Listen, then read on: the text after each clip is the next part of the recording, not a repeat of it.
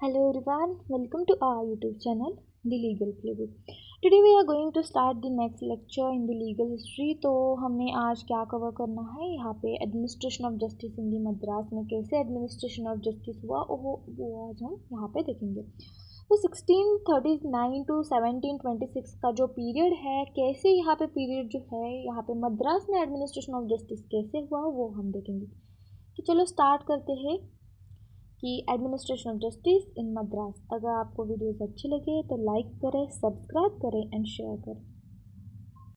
Okay, तो जो plan है ना, फोर्ट जॉर्ज क्वाइस George and the city of Madras, तो आपको दिख रहा होगा, आई होप ढंग से दिख रहा है। ओके, तो ये जो white town black town white town दिख रहा है ना, उसका पहले हम बैकग्राउंड देखेंगे। तो देखो कि बैकग्राउंड में क्या था कि Madras was one of the first British settlement in India. Fort Saint George 16 जो 1639 में हुआ था। Okay, the city developed into two distinct section में हुआ था। जो सिटी डेवलप्ड हुआ था ना, वो टू डिस्टिंक्ट सेक्शन में हुआ था इस टाइम पे। तो कैसे हुआ था जो डेवलपमेंट ऑफ सिटी, तो देखो वाइट टाउन सिटी कैसे हुआ था। वाइट टाउन मतलब ये जो टू जो यहाँ पे सेक्शंस बने वो हम देखेंगे कि कैसे सेक्शन बने।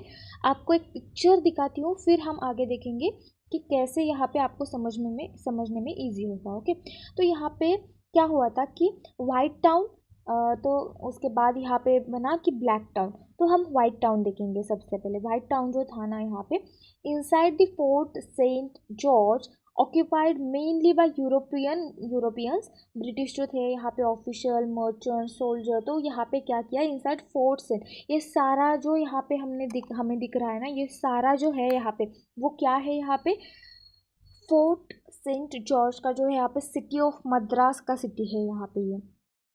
तो ये जो वाइट टाउन हमने यहाँ पे देख रहे हो, यहाँ पे वाइट टाउन जो है इनसाइड फोर्ट सेंट जॉर्ज में, इनसाइड है यहाँ पे, इसमें ही है यहाँ पे।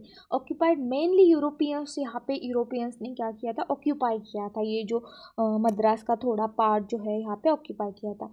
तो उसके बाद जो ब्लैक टाउन है यहाँ पे तो यूरोपियंस रहते थे, इसीलिए वाइट टाउन बोला है। ओके, अब हम देखेंगे कि ब्लैक टाउन में क्या है। आउटसाइड द फोर्ट, फोर्ट के देखो, ये फोर्ट के आउटसाइड जो है यहाँ पे, फोर्ट के आउटसाइड इस जो ये जो जगह है यहाँ पे outside the fort inhabited mostly Indians, इसीलिए इनको क्या बोला है, ब्लैक टाउन बोला है। तो यहाँ पे मोस्टली इंडियन रहते हैं, इसीलिए इनको क्या बोला है, ब्लैक टाउन। यहाँ पे यूरोपियंस रहते हैं, इसीलिए वाइट टाउन बोला है। ओके, समझ आया, white town black town white town क्या होता है। आगे फिर से नहीं एक्सप्लेन करूँगी, याद रखो कि वाइट टाउन में यूरोपियंस रहते हैं, जो फोर्ट का थोड़ा पार्ट है वो ऑक्यूपाई कर लिया था, तो इसीलिए इनको अलग से इनको नाम दे दिया गया वाइट टाउन ऐसे। एंड ये जो इंडियंस रहते थे मोस्टली, जो वर्कर्स क्लर्क्स आर्टिस्टन्स जो रहते हैं उनको जो अलग यहाँ पे दे दिया गया, इनको हम बोलेंगे यहाँ पे ब्लैक टाउन, इंडियंस जो रहते हैं। ओके, तो आगे देखो यहाँ पे क्या हुआ कि एडमिनिस्ट्रेशन ऑफ जस्टिस हुआ जो white town and black town के बीच में चालू हो गया यहाँ पे। तो वाइट टाउन यूरोपियंस थे वाइट टाउन में, तो कोर्ट्स यहाँ पे लॉ अप्लाइड, जजेस कौन से थे, प्रोसेस क्या था, एन एग्जाम्पल यहाँ पे हम देखेंगे। तो देखो कि यहाँ पे जो है ना, courts administered by the governor and council of east India company. Govern कौन करता था यहाँ पे, गवर्न किसका कौन करता था यहाँ पे, गवर्नर करता था, एंड ईस्ट इंडिया कंपनी करती थी। उसके बाद लॉ कौन से, इंग्लिश लॉज अप्लाइड होंगे, obviously English laws. Indian law तो वो यहाँ पे वैल्यू ही नहीं देते थे, जो इंडियन लॉ है उसको। जजेस यूजुअली कंपनी, जजेस कौन होंगे, यूजुअली कंपनी के जो ऑफिशियल्स रहते हैं, ऑफिसर्स है, नॉट द प्रोफेशनल जजेस नहीं थे यहाँ पे। प्रोसेस जो है यहाँ पे फॉर्मल प्रोसीजर है, जो भी इंडियन इंग्लिश कोर्ट में चलता है वही। तो उसके बाद हम ब्लैक टाउन में देखेंगे कि जो इसमें लॉज अप्लाइड होते थे वो कौन से लॉज अप्लाइड थे। यहाँ पे मोस्टली जो है यहाँ पे कोर्ट्स थे, अदालत बोलते थे हम, यहाँ पे अदालत बोलेंगे, यहाँ पे कोर्ट्स बोलेंगे। उसके बाद कंपनी अपॉइंटेड इंडियन, यहाँ पे भी कंपनी अपॉइंट करेगी, यहाँ पे कंपनी जो है, यहाँ पे वर्चस्व जो है कंपनी का वो आया था यहाँ पे। एंड इंडियन ऑफिशियल्स लाइक काजीज, मुफ्तीज, पंडित, जो हिंदूज के पंडित रहते हैं, एंड मुस्लिम्स के जो रहते हैं काजीज एंड मुफ्तीज रहते थे, वो यहाँ पे क्या बनेंगे, जो जजेस है वो बनेंगे यहाँ पे। ओके, तो चलो देखते हैं कि जो पिक्चर है आपके सामने, एक इमेज तैयार है यहाँ पे आपके सामने। तो आगे हम देखेंगे कि कौन सा वाइट टाउन ब्लैक टाउन क्या यहाँ पे रोल प्ले करता है। ओके, तो देखो जो फर्स्ट पॉइंट है हमारा यहाँ पे, the charter of 1683 empowered the company to establish the court of admiralty. तो एडमिरल्टी का कोर्ट है यहाँ पे 1683 का जो यहाँ पे चार्टर है, यहाँ पे एम्पावर किया है कि कोर्ट ऑफ एडमिरल्टी यहाँ पे इस्टेब्लिश करें। टू कंट्रोल, किसके लिए, एम क्या है इस एडमिरल्टी कोर्ट का, to control illegal trade and unauthorised trading activities of independent trades on the high seas. तो हाई सीज मतलब जो समुद्र रहते हैं ना, समुद्र में हाई सीज रहते हैं, जो जहाज रहते हैं समुद्र में, उसमें जो ट्रेड रहते हैं, unauthorise trade, illegal trade, trading activities, उसके लिए कंट्रोल करने के लिए जो एडमिरल्टी कोर्ट है आप इस्टेब्लिश करो। ऐसे यहाँ पे चार्टर 1683 का जो मेन पर्पज़ है वो है यहाँ पे। The crime of piracy was also the rampant on the high seas। Piracy का क्राइम बहुत चल रहा था उस टाइम पे 1683 में, जो मतलब हाई सीज पे जो ट्रेडिंग का सिस्टम था ना, उस सिस्टम में बहुत सारा पायरेसी चल रहा था। इसीलिए जो यहाँ पे कोर्ट ऑफ एडमिरल्टी जो यहाँ पे इस्टेब्लिश करने के लिए बहुत इंपॉर्टेंट है, जो कोर्ट है यहाँ पे इस्टेब्लिश किया गया है। तो उसके बाद है, the court was to try all the cases of mercantile and the all offences committed on the high seas. तो कोर्ट ऑब्वियसली यहाँ पे कौन सा केस देखेगा, एडमिरल्टी कोर्ट जो है यहाँ पे किस पर्पज़ के लिए, trade, illegal trade, unauthorised trading, piracy on the high seas के लिए बनाया गया है, तो वही केसेस देखेगा यहाँ पे। उसके बाद जो है, for the first time the legal history of the Indian judicial system, that learned person in the law तो was appointed to preside over the court। जो एडमिरल्टी कोर्ट था यहाँ पे फर्स्ट टाइम, यहाँ पे अभी जो थे जजेस भी इंग्लिश लॉ थे, इंग्लिश पीपल्स थे, लॉ भी इंग्लिश लॉ था। एंड जो पीपल मतलब जो इंग्लिश लॉ जो है यहाँ पे उनको प्रॉपर नॉलेज नहीं था। जो जजेस थे अभी तक हमने जो पीरियड देखा ना, उसमें जो जजेस वर्क करते थे वो प्रॉपर नॉलेज नहीं था उनको लॉ का, फिर भी वो एज एक्ट कर रहे थे गुड कंसाइंस में, जैसे उनको लगे वैसे मतलब पनिशमेंट देते थे। But in this time period में जो था, first time in the legal history of the Indian judicial system, तो यहाँ पे लर्नड पर्सन जो है यहाँ पे जज बना हो के प्रिसाइडिंग कोर्ट में अपॉइंट किया गया। All the cases all the cases were to be tried according to equality and good conscience and the laws and the customs of the merchants। The court was to consist of the person who learned the civil law and two merchants appointed by the company। तो क्या हुआ यहाँ पे, सबसे पहले court ने क्या किया, the court was to consist, court कैसा कंसिस्ट हुआ, of a person who learn the civil law. Already उसने क्या किया है, जज ने, वो कोर्ट ने क्या किया है, सिविल लॉ उसको पता है। एंड टू मर्केंट्स जो है यहाँ पे ट्रेड रिलेटेड जो है ना, ट्रेड करते हैं, उनको नॉलेज है उसके बारे में, एक्सपर्ट बोलते हैं हम उसको, जो एक्सपर्ट है उनको अपॉइंट कर दिया गया कि एडवाइस करे वो को, जो जज है उनको एडवाइस करे बाय दी कंपनी। ओके, उसके बाद देखो, द मर्केंटाइल लॉ इन 1683, जो 1683 का मर्केंटाइल जो लॉ है, could be regarded as mixture of mercantile customs the base of which was the Roman law. तो ये जो मिक्सचर ऑफ मर्केंटाइल कस्टम जो है, इसका मिक्सचर है, प्लस यहाँ पे रोमन लॉ का क्या है, मिक्सचर है, इस ऐसे यहाँ पे उन्होंने बोला है। उसके बाद देखो, The Court of Admiralty was started in the Madras on 10th July 1686। तो Court of Admiralty कब स्टार्ट हुआ, 10 जुलाई 1686 में। Early stage the court was under the governor and 3 council members. यहाँ पे अर्ली स्टेज में क्या हुआ, गवर्नर एंड 3 काउंसिल मेंबर थे। कंपोजिशन याद रखना है, ट्रिक कोई भी नहीं है, इसको याद करने रट्टा मारना है। In the 1687 the company appointed सबिक्स, professional lawyer learn in the civil law, to act as a जज एडवोकेट। तो यहाँ पे 1687 में कंपनी ने क्या अपॉइंट किया, सर बिग को यहाँ पे अपॉइंट किया। बिग, बिग मतलब बड़ा, यहाँ पे बड़ा ऐसे याद रखना है, सर बिग, बिग मतलब बड़ा, बड़ा मतलब बड़ा नॉलेज है उसको लॉ का। तो फर्स्ट टाइम आया ना ये यहाँ पे, तो आपको क्या करना है, ऐसे याद रखना है कि फर्स्ट टाइम जो लॉ में आया है, सर बिग जो है यहाँ पे सिविल लॉज इनको पता था। एज ए लर्न लॉयर ये जो है यहाँ पे एडवोकेट जज यहाँ पे बने, जज एडवोकेट बने। Okay, the court exercise a much wider jurisdiction. Court क्या करने लगा यहाँ पे, मच वाइडर एक्सरसाइज जो जुरिस्डिक्शन है। जुरिस्डिक्शन मतलब क्या होता है, देखो सिंपल है, जुरिस्डिक्शन मतलब क्या होता है, देखो कि अब इंडिया है, इंडिया में यहाँ पे केरला है, तमिलनाडु है, महाराष्ट्र है, कर्नाटका है। तो यहाँ पे कर्नाटका ले लो, महाराष्ट्र ले लो, उसके बाद जो है एमपी, बिहार, ये जो है ना ये स्टेट है। तो एमपी में क्राइम हुआ तो आप कर्नाटका में जाके केस फाइल नहीं कर सकते हो। एमपी जुरिस्डिक्शन मतलब टेरिटोरियल एक्सटेंशन जो रहता है ना, आप महाराष्ट्र में क्राइम हुआ है, कॉज ऑफ एक्शन महाराष्ट्र में हुआ है, तो आप महाराष्ट्र में ही केस लड़ेंगे। ओके, केस जो है महाराष्ट्र के कोर्ट में ही फाइल करेंगे, जाके आप एमपी में, यूपी में नहीं फाइल करेंगे। तो every court has an jurisdiction. Okay, तो उसका जुरिस्डिक्शन रहता है, उसी जुरिस्डिक्शन में रह के वो क्या करेंगे, उसी टेरिटोरियल लिमिट बोलते हैं, टेरिटोरियल लिमिट में रह के वो काम करेंगे। दूसरे के लिमिट में, दूसरे के जुरिस्डिक्शन में जाके वो काम नहीं करेंगे। ओके, अपना अपना देखेंगे। ओके, उसके बाद है the court exercised a much wider jurisdiction and dispensed justice in all cases, civil, criminal, maritime and mercantile. तो सिविल हुआ, सिविल पता है, क्रिमिनल हुआ, क्रिमिनल पता है, मैरिटाइम मतलब क्या अभी देखा हमने हाई सीज पे जो रहते हैं। मर्केंटाइल मतलब क्या हुआ, ट्रेड के रिलेटेड जो रहता है ना, पायरेसी वगैरह, उसके रिलेटेड है। ओके, समझ आया? तो आगे चलते हैं।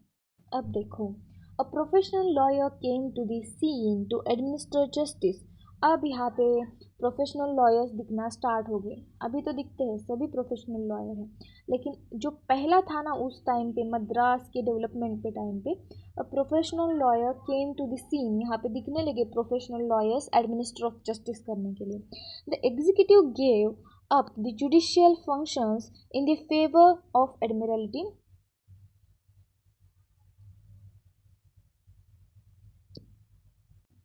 Okay, sorry. तो यहाँ पे executive gave up the judicial functions in the favour of admiralty. The court use a jury in the criminal but not in the civil cases. Jury मतलब क्या है? जूरी सिस्टम मतलब क्या होता है? जूरी सिस्टम मतलब a group of ordinary citizens जो है ना, उसका ग्रुप रहता है, जूरर्स रहते हैं यहाँ पे, selected to hear the evidence in the cases. मतलब अब हमने जज देखा तो अभी कोर्ट में एक एक जज, दो जज ऐसे दिखते हैं, लेकिन अगर कोई भी केस हो तो जूरी सिस्टम आएंगे, यहाँ पे ग्रुप ऑफ जजेस आएंगे, वो डिसाइड करेंगे कि गिल्टी है और गिल्टी नॉट है, यहाँ पे नहीं है गिल्टी। तो रोल क्या होता है? जज controls the procedure, explain the law and jury decides on the facts. तो जज क्या करेंगे? कंट्रोल द प्रोसीजर कंट्रोल करेंगे एंड एक्सप्लेन द लॉ, यहाँ पे एक्सप्लेन करेंगे, एंड जूरी क्या करेंगे? फैक्ट डिसाइड करेंगे। तो यहाँ पे क्या होता है ना, देखो कि 5 जजेस हैं यहाँ पे, मतलब जूरी है, यहाँ पे 5 जूरी है।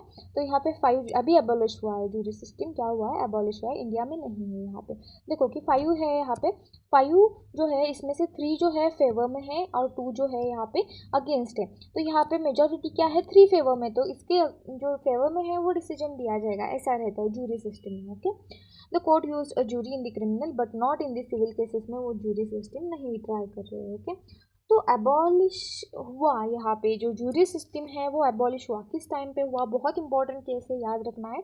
आप रेफरेंस लिख सकते हैं, जो जूरी सिस्टम है एबॉलिश, जो रिसेंट करंट अफेयर्स के साथ आप लिख सकते हैं यहाँ पे। KM Nanavati versus state of Maharashtra, 1959 का केस है ये।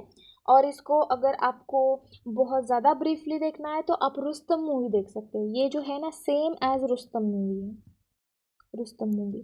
ओके, तो इस जो KM Nanavati versus state of Maharashtra जो है 1959 का केस है, उस केस के बाद ये जो है यहाँ पे इसी केस से ये एबॉलिश हुआ गया जूरी सिस्टम जो है यहाँ पे। रुस्तम मूवी आप देख लीजिए, आपको समझ आएगा जो केस है यहाँ पे। ओके, तो चलो आगे देखते हैं। देखो, सर बिग्स डाइड, जो फर्स्ट थे ना यहाँ पे जज एडवोकेट, वो यहाँ पे डाइड हो गए यहाँ पे। As no other qualified person was available in the settlement to take his place. तो कोई भी ऐसा क्वालिफाइड पर्सन नहीं था कि उनका जो प्लेस है यहाँ पे ले सकता है। ओके, तो फर्स्ट पर्सन थे यहाँ पे, कोई भी अदर पर्सन नहीं था, फिर से वो ड्रॉप हो गया। उसके बाद जो फिर से जो पीरियड आ गया ना, बहुत ज़्यादा कठिन हो गया वो period. Okay, the company appointed the governor as the जज of admiralty with the help of 2 council members and jury members से कंपनी ने क्या किया? गवर्नर को अपॉइंट कर दिया यहाँ पे, इस पे प्लेस पे। उसके बाद the governor and two council members associate with them two merchants and the American and Hindu यहाँ पे आ गए. In 1692, a new judge, John Dolben, and within the a short time was dismissed from the service on the charge of taking the bribes. उसके बाद 1692 में क्या हुआ, new जज आ गए यहाँ पे, जॉन डॉल्बिन आ गए. With in the short time में उनको क्या किया, ब्राइब जो है यहाँ पे वो उसने लिया, इस चार्ज पे उनको क्या किया गया, यहाँ पे डिसमिस कर दिया गया. After the removal of John Dolben, the governor and the council started hearing the appeals from the admiralty court. तो गवर्नर एंड जो यहाँ पे काउंसिल है वही स्टार्ट कर दिए गए, यहाँ पे कोई जज नहीं बुलाया गया, वही स्टार्ट कर दिए गए. यहाँ पे जो आगे डिसीजन है वो एडमिरलिटी कोर्ट में स्टार्ट किया. अब देखेंगे हम थर्ड स्टेज क्या है, 1687 टू 1726, बहुत इंपॉर्टेंट है. देखो अब देखो थर्ड स्टेज जो है यहाँ पे, third shape of judicial system of Madras है, मरास नहीं है, सॉरी स्पेलिंग मिस्टेक है, Madras was given by the charter of 1687. the company created a corporation in Madras. तो कंपनी ने क्या क्रिएट किया है, यहाँ पे कॉर्पोरेशन क्रिएट किया मद्रास में. तो मेयर 12 एल्डरमैन हुए, 3+9 एल्डरमैन यहाँ पे हो गए, 3 इंग्लिश होंगे, 3 हिंदूज होंगे यहाँ पे, 1 फ्रेंच मैन होगा, 2 पोर्तुगीज होंगे. ओके, 3 हिंदूज होंगे, 3 इंग्लिश होंगे, ऐसे याद रखना. 3 ब्रिटिशर्स हो गए, 3 इंडियंस हो गए, 1 फ्रेंच मैन हो गया, 2 पोर्तुगीज हो गए, 3 जूस एंड अमेरिकन हो गए यहाँ पे. ओके, उसके बाद 60 बर्गेसेस थे यहाँ पे, 30+30 एंड रिकॉर्डर भी थे यहाँ पे. आपको ये कंपोजिशन याद रखना है, इंपॉर्टेंट है. उसके बाद फर्स्ट मेयर एंड एल्डरमैन जो है यहाँ पे nominated by the company. First mayor and alderman जो थे यहाँ पे कंपनी से नॉमिनेट हुए. The mayor and alderman constituted the court and all of them being a layman. A man well versed in law was attached to court known as a recorder. तो recorder का meaning क्या है यहाँ पे, a man well versed in the law, law के बारे में उसको क्या है, नॉलेज है, वेल वर्स्ड है यहाँ पे, उसको एक्सपर्टाइज है उस सब्जेक्ट में, लॉ में है. Was attach to the court, को अटैच कर दिया गया, मतलब कोर्ट में अपॉइंट कर दिया गया, नोन एज द रिकॉर्डर. उसको हम क्या बोलेंगे, रिकॉर्डर बोलेंगे. उसके बाद जो है next point, a mayor and the 3 senior alderman were to be the justice of the peace. जो मेयर है and the 3 senior alderman were to be justice of peace के लिए यहाँ पे बुलाए गए. This mayor and the alderman were to be form a court of record known as an mayor court. उसको ही हम क्या बोलेंगे, मेयर कोर्ट बोलेंगे. उसके बाद जो है the court was authorise to try all the civil and criminal cases. Mayor court को अथॉरिटी दी गई civil and criminal cases. The quorum of the court was fixed at the 3. तो कोरम क्या था, 3. Witness were examine by the bench. No lawyer appeared from any side. कोई भी lawyer नहीं आएगा किसी भी पार्टी की साइड से. The court dispense the justice not according to any fixed law. Court कोई भी यहाँ पे फिक्स्ड लॉ यहाँ पे फॉलो नहीं करता था उस टाइम पे. Cases were decided based on the good conscience and the rules and regulations of the East India Company के रूल्स. तो पता ही होंगे कि ईस्ट इंडिया कंपनी कैसे रूल्स बनाती है. Appeals from the mayor's court lay to the admiralty court में ले होने लगी. एंड 1712 को है यहाँ पे governor and council decided that it could award the death sentence to the native only. तो नेटिव मतलब कौन हो गए, इंडियंस को. इंडियन अगर यहाँ पे कोई भी क्राइम करे तो नेटिव्स को यहाँ पे सिर्फ डेथ सेंटेंस होगा. इंग्लिश मैन जो भी करे उनको डेथ सेंटेंस नहीं, सिर्फ इंडियंस को होगा यहाँ पे. This company's courts continued up to 1726 when the entire judicial structure was created by the company at various places in the India. तो यहाँ पे कंपनी ने ऐसे जो impartial laws थे यहाँ पे बना दिया गया. उसके बाद जो है हमने ये जो पूरा एडमिनिस्ट्रेशन ऑफ मद्रास जो सिस्टम है हमने यहाँ पे कवर किया है. देखो कि यहाँ पे सबसे पहले समरी देखो कि द एडमिरलिटी कोर्ट आया, लॉ एक्सपर्ट्स हुए, 2 मर्चेंट्स यहाँ पे, the court of judicature, governor and the council, the mayor court, mayor, 3 alderman, the Choultry court आया, 3 एल्डरमैन हुए. तो ये है हमारा पूरा जो मद्रास का एडमिनिस्ट्रेशन जो मद्रास में चल रहा था. आई होप आपको लेक्चर समझ आया होगा. Thank you.